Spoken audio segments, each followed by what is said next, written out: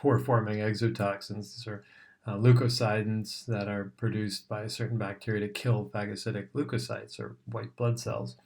Hemolysins that kill erythrocytes, they can actually, and leukocytes, they can actually punch holes in them and cause them to leak out so the microbe can steal the hemoglobin that's inside. Specifically, they want the iron. And so some examples are streptolysins. These are produced by streptococcus species, the same guys that cause strep throat. The mechanism is basically this, where you see the pore-forming exotoxin here that punches its way through the cell membrane, and then as a result, once it establishes itself and creates this pore, the cytoplasmic contents can just leak out into the world. And how that manifests is through hemolytic reactions, as an example. And we would have done this in the lab, but I'll have some kind of a lab exercise for you to see this. But beta hemolysis is the complete lysis, and so of red blood cells, and alpha hemolysis is partial lysis, followed by an oxidation of the goop that spills out of the red blood cell. So in this particular case, the microbes have been painted onto the surface of a blood agar plate using the Greek letters alpha, beta, and gamma. Gamma is no hemolysis, but this alpha hemolytic organism that you see here pops open the red blood cells and then oxidizes the heme and which turns the medium kind of this greenish brown color that you see. Beta hemolysis, however, the microbes just punch holes in the, strongly punch holes in the red blood cells and basically deplete them so that they're completely deflated, and therefore you see a halo around the bacteria on a blood agar plate. So again, this is a sheep blood agar plate, and normally it's just opaque red like blood, but if there's a halo around the colonies, then you know that the microbe has broken down the red blood cells. The phospholipase mechanism is a little bit different, same kind of end product. You destroy the membrane and kill a cell, but in this particular case, it removes the charged heads from lipids. And so in this particular case, here's a lipid bilayer, and then if you add the phospholipase exotoxin, it'll rip the little hydrophilic heads off of the membrane and cause it to fall apart, causing lysis and death. So here's just a variety of diseases and the disease-causing microbes and the role of their particular toxin in disease. So I'd already mentioned Staph aureus causing a foodborne intoxication. In this particular case, imagine Thanksgiving dinner and the microbe gets into the gravy. Somebody's dragging their knuckles to the gravy, and the microbe gets inoculated into that. You leave the gravy out, and and everybody goes and sits down for a few hours, and then a couple hours pass and people want seconds, and then they go up and go grab some seconds, and maybe even if they threw the gravy in the microwave for a minute or two and killed the bacteria that might have gotten in there and grown, if the toxin is still present, the toxin can be ingested. It interacts with gastric nerve endings, so in your stomach, that are hardwired to your brain. And as a result, you can actually start vomiting fairly quickly.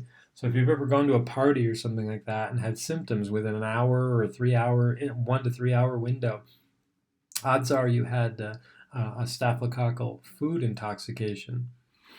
Botulism is caused by the bacterium Clostridium botulinum. This is a soil microbe that produces an AB type toxin that it can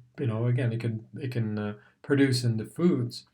And so the toxin can actually be ingested just like this. It's a foodborne intoxication, and it can essentially move into your bloodstream from your digestive tract, go to the neurons where it has a specific binding site, and it can actually paralyze your neurons to cause flaccid paralysis, which is basically drooping.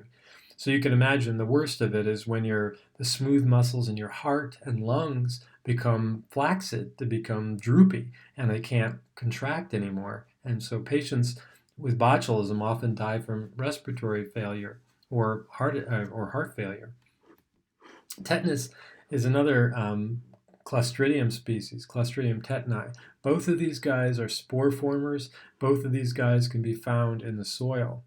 Whereas botulism is often consumed, tetanus is usually punched into the skin. You know, if you step on a rusty old nail in the backyard or whatever, if the spores are on that nail, you can be infected.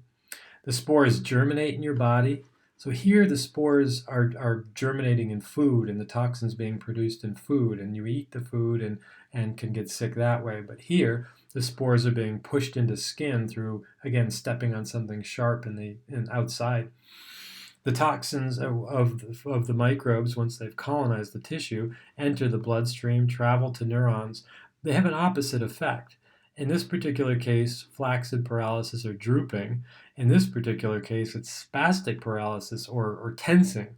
And so imagine your heart just seizing up, for example. It's like an engine that doesn't have oil. And so the same thing can happen to your lungs, where your lung tissue paralyzes and contracts and can't involuntarily release and contract as it's supposed to. So in spastic paralysis, the individual's often really crunched up. Their biceps and fingers and toes and everything is completely flexed. Diphtheria, as I already talked about, the microbes grow in your throat, produce a toxin which can enter the bloodstream and travel to different organs and cause things like heart failure. And then streptococcus also can produce a septic shock, or its toxin, if it grows in a wound, can enter the bloodstream and produce all kinds of fevers and rash, all kinds of symptoms.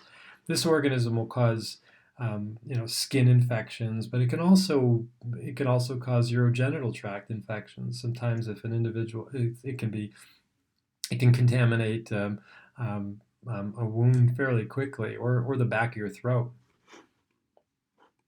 So I already mentioned this table and talked and described the difference between endotoxins and exotoxins, but I wanted to focus a little bit more closely on endotoxins.